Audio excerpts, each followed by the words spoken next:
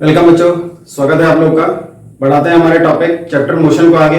इससे previous class में हमने देखा था ग्राफिकल स्टडी के बारे में और वहां पर हम पोजीशन टाइम ग्राफ को देख चुके हैं। अगला सेगमेंट हमारे पास आ रहा है वेलोसिटी टाइम ग्राफ, थोड़ा सा प्रीवियस टॉपिक से ऑब्वियसली अपर लेवल का, तो उसी हिसाब से फोकस रखेंगे और सीखेंगे इसको।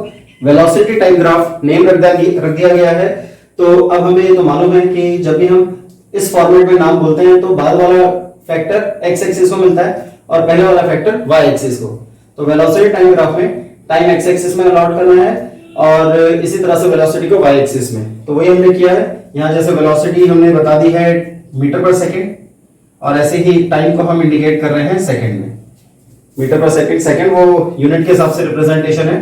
तो एक एक करके केसेस को देखेंगे। पहला केस हमारे पास आ रहा है ऑब्जेक्ट एट रेस्ट का। ऑब्जेक्ट एट रेस्ट जिसका मतलब हम जानते हैं वेलोसिटी कितनी है, 0। तो अगर पॉइंट सिस्टम से इसको सेट करें तो केस कुछ ऐसा बनना चाहिए। वेलोसिटी और टाइम का ग्राफ। पहला केस टाइम 0 से स्टार्ट होगा, वेलोसिटी भी 0। Object at rest means velocity 0। 1 second पर again 0, 2 second again 0, 3 second again 0, 4 second again 0 and so on. यानी कि ऑब्जेक्ट टाइम बढ़ने के साथ साथ मूव नहीं हो रहा है, रेस्ट पर है। तो उस बात को अगर आप ग्राफ में प्लॉट करने लगे तो 0 0 का पॉइंट हमें यहां मिलता है, 0 1 का पॉइंट, 0 ये 1 और 0, 1 हमारा एक्स एक्सिस का, 0 हमारा वाई एक्सिस का, तो ये मिल जाएगा। ऐसे ही 2 0, 3 0, 4 0, 5 0 एंड सो ऑन। तो इन्हीं सभी पॉइंट्स को ज्वाइन करके हमें ये ग्राफ मिल जाना है। तो अगर इसको आप प्लॉट करेंगे तो ये यहां कुछ ऐसे आएगा। बहुत ज्यादा पूछा नहीं जाता इसको, लेकिन फर्स्ट लेवल का केस है तो हमने इसको एक बार डिस्कशन में रख लिया है। अच्छा, अब इसमें एक और एडिशनल कॉन्सेप्ट जो हम पढ़ चुके हैं ग्राफिकल स्टडी के बेसिक्स में, वहां पर हमने पढ़ा था कि अगर आप एरिया निकालते हैं तो एरिया का मतलब होता है quantity multiplied quantity of y axis multiplied by quantity of x axis. ये हमारा कॉन्सेप्ट था एरिया ऑफ द ग्राफ का। अगर आप इसको वेलोसिटी टाइम ग्राफ के लिए अप्लाई करते हैं तो जो एरिया आपको मिलेगा that is velocity into time, और वेलोसिटी इनटू टाइम को अगर आप चेक करेंगे तो दिस इज डिस्प्लेसमेंट। ये डिस्प्लेसमेंट को इंडिकेट करेगा। यानी कि वेलोसिटी टाइम ग्राफ का केस डिस्प्लेसमेंट को बताता है। और इसमें अगर आप डिस्प्लेसमेंट निकालना चाहते हैं तो डिस्प्लेसमेंट का मतलब area means graph enclosed, area enclosed between line of graph and x axis. ये तो खुद इसके ऊपर आ गया है। तो इस केस में एरिया 0 होने की वजह से डिस्प्लेसमेंट भी आपको 0 मिलेगा। तो ऑब्जेक्ट अगर रेस्ट पर है तो डिस्प्लेसमेंट 0 होता ही है, वेलोसिटी भी 0 मिलेगी उसकी, ये हम पहले से ही जानते हैं। ऐसे ही यहां पर एक और कॉन्सेप्ट आपको उस वक्त बताया था, अगर आपको ध्यान हो तो स्लोप का मतलब change in quantity in y axis upon change in quantity in x axis था। यहां अगर हम देखें तो change in quantity in y axis is change in velocity upon change in time, जिसका मतलब होता है एक्सेलरेशन। इसको अगर आप देखेंगे तो वहां एक फॉर्मूला हमने tan थीटा के फॉर्म में भी किया था। यहां पर ये tan 0 बनेगा और tan 0 की वैल्यू 0 बनती है, वेलोसिटी 0 है, वो भी हमें इस कॉन्सेप्ट से मिल रहा है। ठीक है, तो एडवांस पार्ट है, मेन आपको एरिया को ध्यान में रखना है। स्लोप अभी भी आपके लिए बहुत ज्यादा डिटेल में आता नहीं है, तो एक पल के लिए इसको सेकंड कैटेगरी में रख सकते हैं। ये था हमारा केस ऑब्जेक्ट एट रेस्ट का। अगला ग्राफ बनाएंगे object moving with uniform velocity. अगर ऑब्जेक्ट यूनिफॉर्म वेलोसिटी से चल रहा है तो उसका केस देख लेते हैं कैसे बनना चाहिए। टाइम 0 पर कोई सर्टेन वैल्यू होनी चाहिए वेलोसिटी की, सपोज 3। 1 सेकंड पर भी अगर वो 3 है, 2 सेकंड पर भी 3 है, 3 सेकंड पर भी 3 है और ये चेंज नहीं हो रही, तो आप इस कैटेगरी को बोलते हैं, क्या बोलते हैं, यूनिफॉर्म वेलोसिटी। अगर ये यूनिफॉर्म वैल्यू से चल रही है तो प्लॉट करेंगे टाइम 0 पर 3, टाइम 1 पर भी 3, टाइम 2 पर भी 3 पर भी 3 एंड सो ऑन। ये आगे बढ़ता चला जाएगा। तो बिल्कुल स्ट्रेट लाइन आएगी, पैरेलल लाइन आएगी पैरेलल विद टाइम एक्सिस। ये हमारा केस होगा वेलोसिटी टाइम ग्राफ का। इस ग्राफ में टाइम एक्सिस या एक्स एक्सिस के साथ कितना एरिया कवर किया है, ये शेडेड वाला, इसको हम नाम दे देंगे एरिया ऑफ द ग्राफ। और ये एरिया ऑफ ग्राफ के साथ साथ हमें बताएगा डिस्प्लेसमेंट के भी बारे में। डिस्प्लेसमेंट अगर चेक करें तो हमें पता चल ही चुका है कि displacement is area of velocity time graph. तो एरिया ऑफ ग्राफ यानी कि area of OABC rectangle form में है, लेंथ इनटू ब्रेड्थ करके आप डायरेक्टली निकाल सकते हैं, तो वैल्यूज प्लॉट हो रखी होंगी। डिस्प्लेसमेंट हमें मिल रहा है। दूसरा, अगर आप यहां पर एक्सेलरेशन चेक करेंगे तो एक्सेलरेशन tan थीटा से मिल रहा है। इस बार भी थीटा की वैल्यू 0 डिग्री यानी कि एक्सेलरेशन 0। और ये हमें पता है यूनिफॉर्म वेलोसिटी के लिए भी एक्सेलरेशन की वैल्यू क्या होती है, 0 की होती है। तो ये केस हमारा यूनिफॉर्म वेलोसिटी का। इसी में अगला आ रहा है object moving with non uniform velocity. अब नॉन यूनिफॉर्म वेलोसिटी का मतलब यहां पर हो गया है कि वेलोसिटी में चेंजेस आएंगे, वो कांस्टेंट नहीं होगी, वो बदलेगी। अब उसके बदलने के लिए फिर हमारे पास दो तरीके हैं। हो सकता है जो चेंजेस आ रहे हैं वो इक्वल आ रहे हैं इन इक्वल टाइम इंटरवल। तो अगर object is moving with equal change in velocity with equal time interval, हम जानते हैं वो एक्सेलरेशन बनाता है चेंज इन वेलोसिटी की वजह से, और वो यूनिफॉर्म एक्सेलरेशन होगा। ऐसे ही अगर वो equal change in velocity in unequal time आ जाए, या in equal time interval unequal changes in velocity आ जाए, तो वो फिर से एक्सेलरेशन होगा, लेकिन इस बार वो नॉन यूनिफॉर्म एक्सेलरेशन का केस होगा। हम दोनों ही बना लेते हैं। एक बार देखेंगे यूनिफॉर्म एक्सेलरेशन का केस। यूनिफॉर्म एक्सेलरेशन में मान लेते हैं कि 0 टाइम पर 0 वेलोसिटी, फिर 1 सेकंड में इसकी वेलोसिटी हो गई है 2, फिर अगले 1 सेकंड में इसकी वेलोसिटी हो गई है 4, फिर अगले 1 सेकंड में इसकी वेलोसिटी हो गई है 6। तो अगर आप ध्यान से देख रहे हो तो ये आपको पता चल रहा होगा कि 2 का चेंज आ रहा है इन 1 सेकंड। 1 सेकंड में 2 का चेंज, फिर यहां से 2 का चेंज 1 सेकंड में, फिर यहां पर 2 का चेंज 1 सेकंड में, 2 का चेंज फिर से 1 सेकंड में। अगर equal change in velocity equal time interval तो बोलते हैं यूनिफॉर्म एक्सेलरेशन। देखते हैं इसको कैसे प्लॉट करेंगे। 0 0 का ग्राफ ये रहा हमारा, फिर 1 सेकंड में वैल्यू 2 हो गई है, 1 के लिए ये कॉरस्पॉन्डिंग पॉइंट हो जाएगा, 2 के लिए फिर ये 4 हो जाएगा, फिर 3 के लिए ये 6 हो जाएगा, एंड सो ऑन। तो इन सभी पॉइंट्स को जब आप ज्वाइन करेंगे आपको ऐसी एक स्ट्रेट लाइन मिलेगी which is making certain angle with the time axis. तो इस बार जो ग्राफ मिलेगा आपको वो ऐसा मिल जाएगा। ये बिल्कुल स्ट्रेट लाइन होगा, कांस्टेंट एंगल के साथ होगा, और ये इंडिकेट कर रहा है कांस्टेंट एक्सेलरेशन। आप इसको यूनिफॉर्म एक्सेलरेशन भी कह सकते हो, यूनिफॉर्म एक्सेलरेशन। अगर आपको नॉन यूनिफॉर्म बनाना है तो अनइक्वल चेंजेस होंगे, जैसे कि 0 से 1 में 2 का चेंज आया, फिर 1 से 2 में आप 2 का चेंज मत करो, आप 1 का चेंज कर दो, मींस इसको 3 बना दो। फिर 2 से 3 यानी कि 1 सेकंड में इसको 3 से सीधे 6 बना दो, यानी इस बार आपने 3 का चेंज कराया। कभी 2 का चेंज है, कभी 1 का चेंज है, कभी 3 का चेंज है, यानी कि चेंज में भी वेरिएशन आ रहा है। इस केस को हम बोलते हैं नॉन यूनिफॉर्म। तो ये नॉन यूनिफॉर्म एक्सेलरेशन के लिए ग्राफ मिलेगा हमें। देखते हैं कैसी शेप होगी नॉन यूनिफॉर्म एक्सेलरेशन के लिए।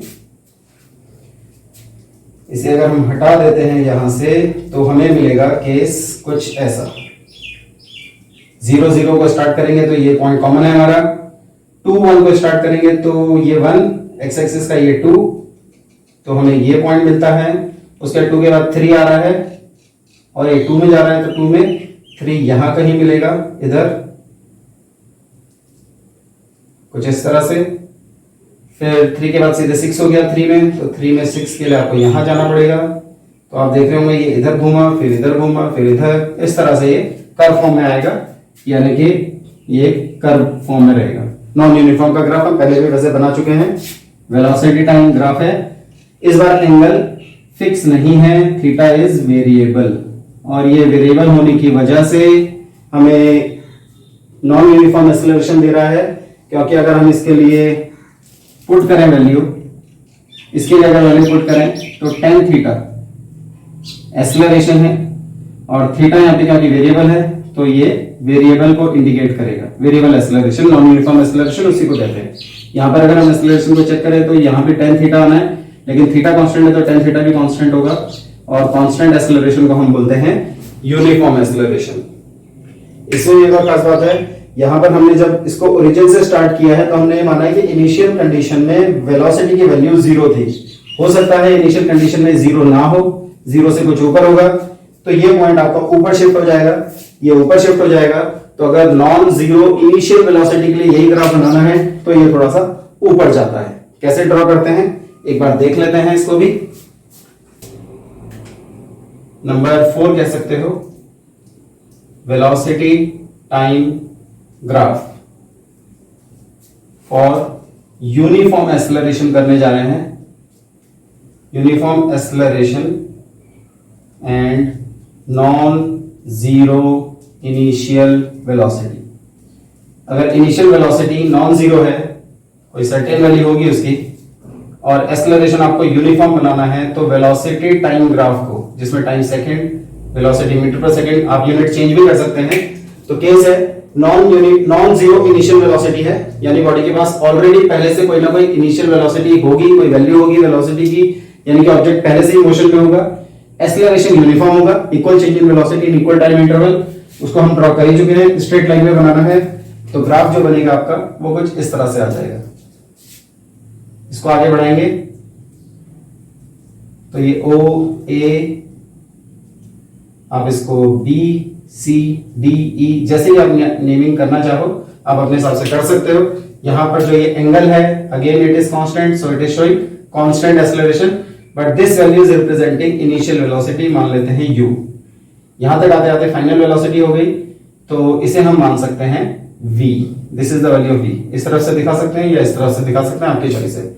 ये हमारा टाइम लगा है, चाहे आप उसको यहां दिखा दीजिए, चाहे आप इधर दिखा दीजिए। ये ग्राफ बहुत इंपॉर्टेंट है, velocity time graph for uniform acceleration, velocity time graph for uniform acceleration with non zero initial velocity. इस ग्राफ की मदद से हम आगे कुछ खास रिलेशंस डिराइव करने जा रहे हैं, ग्राफिकल फॉर्म में, ग्राफिकल रिप्रेजेंटेशन की फॉर्म में डेरिवेशन होगी इक्वेशंस ऑफ मोशन की। अगला टॉपिक हमारा वही है, उसको बढ़ाएंगे, तब तक आप फिलहाल के लिए इसको नोट कर लेंगे।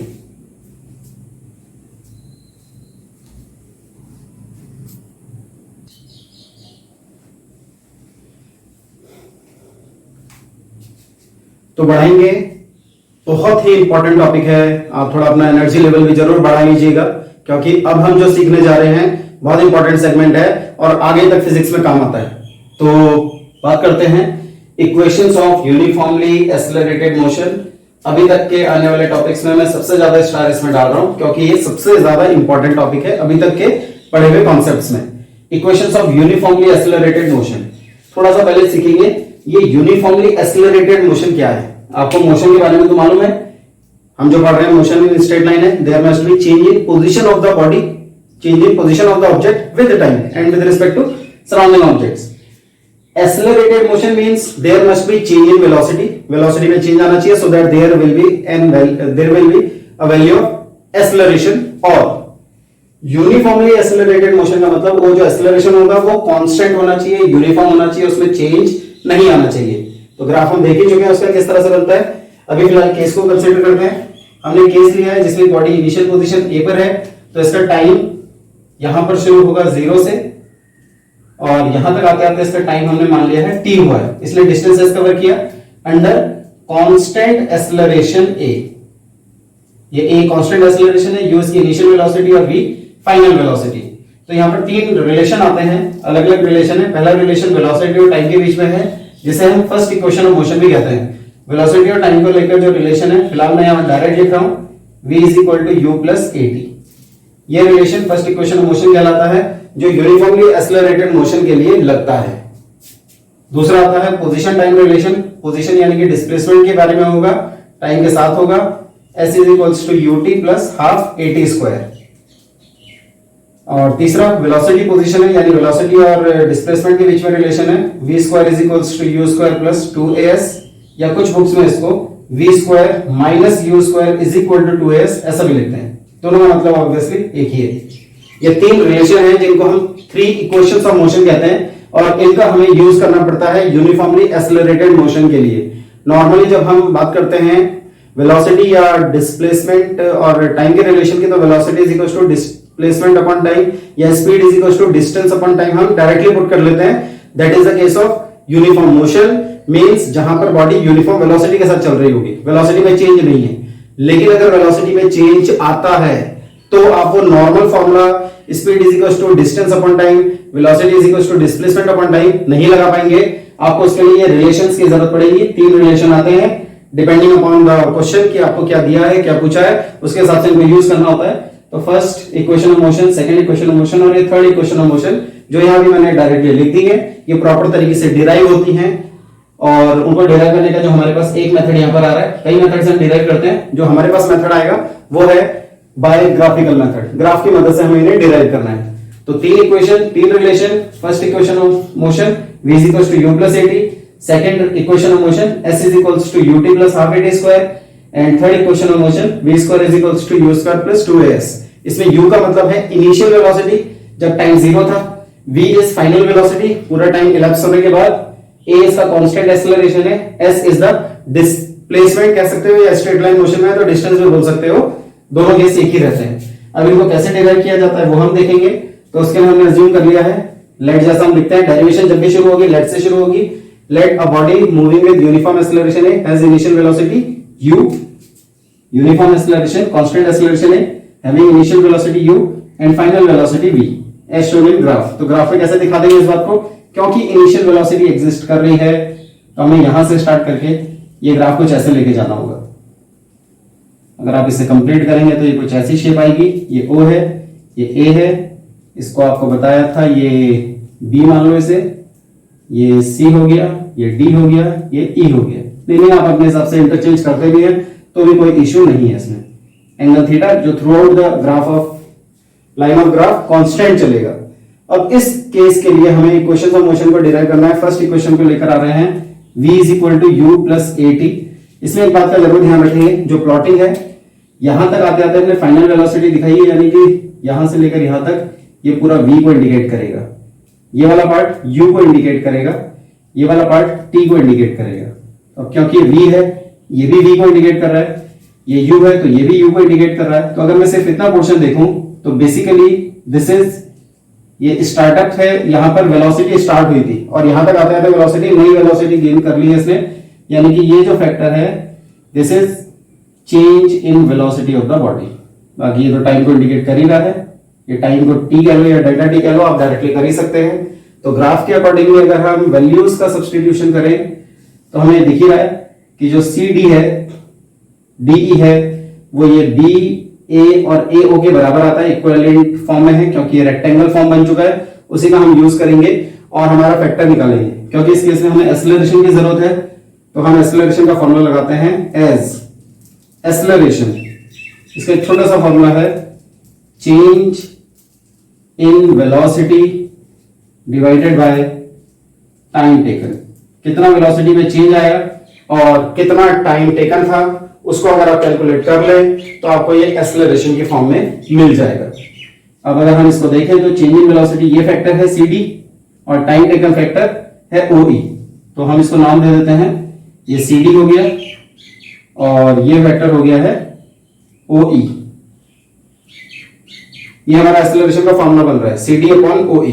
अब अगर आप वैल्यू सब्स्टिट्यूशन करें तो हम कह सकते हैं कि जो फैक्टर है CE या CD की अगर हमें बात करनी है, CD हमें निकालना है तो हम कह रहे हैं नाउ CD को हमने कहा CE लिख लो, CE और उसमें से माइनस कर दो DE। ऐसा तो हम कर सकते हैं, ये पूरा CE उसमें से DE को माइनस कर दिया तो हमें ये CD मिल गया। उसके लिए हमने कहा कि इसको थोड़ा सा आगे लेकर जाते हैं, जो CD है, जो CE है, CE की जरूरत पड़ रही है तो CE को तो हम OB कह सकते हैं, OB। चलो इसको यहां लिख लेंगे, याद रखने में आसानी होगी। जो CE है, CE उसको हमने कहा OB और जो DE है उसको हमने कहा OA। तो अब वैल्यूज पुट करेंगे तो OB is V, OA is minus में आ गया U और OE तो आपको दिख ही रहा होगा, O से लेकर E तक की वैल्यू दिस इज T। तो ऊपर पुट कर दो, देयरफॉर एक्सीलरेशन का फॉर्मूला बन गया CD यानी कि V माइनस U अपॉन में T, क्रॉस मल्टीप्लाई करेंगे तो AT हो जाएगा V माइनस U के साथ, और ऐसा होने पर अब ये बन गया U इधर आ गया, U plus AT is equal to V, और इंटरचेंज करके अगर आपने V is equal to U plus AT भी लिख दिया तो भी कोई दिक्कत नहीं है। ये इस तरह से हमारी first equation of motion derive होती है। आप थोड़ा इसको पॉज करके जरूर नोट कर लेंगे।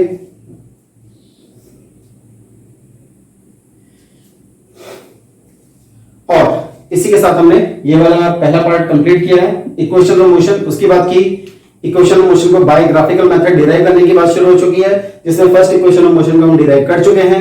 अब बारी है सेकेंड इक्वेशन और थर्ड इक्वेशन ऑफ मोशन को डिराइव करने की, उसको हम देखेंगे अगली क्लास में। तब तक आप इसको अच्छे से रिवाइज करके रखें, प्रैक्टिस करके रखें। डेरिवेशन जहां आ रही है कम से कम 3-3 बार प्रैक्टिस होनी चाहिए। पेपर के पॉइंट ऑफ व्यू से बहुत important, numerical, conceptual questions, direct question, सब कुछ इससे बनता है। तो इसको अच्छे से प्रिपेयर करके रखेंगे और मिलेंगे फिर अब हम अगली क्लास में, जहां हम सेकंड और थर्ड इक्वेशन मोशन को डिराइव करेंगे। तब तक के लिए टेक केयर, गुड बाय।